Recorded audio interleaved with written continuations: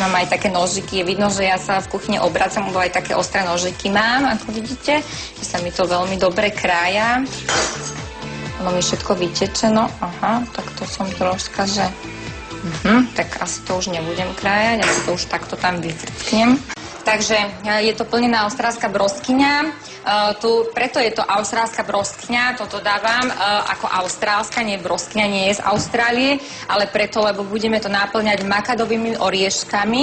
A tieto oriešky pochádzajú zo severojužnej Austrálie.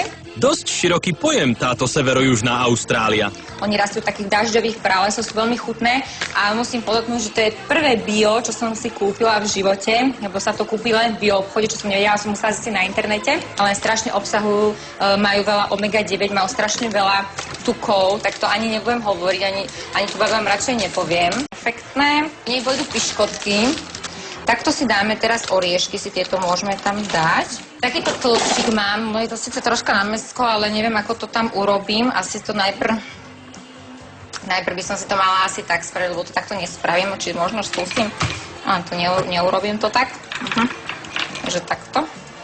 Musím troška stylu, som sa toho nebála.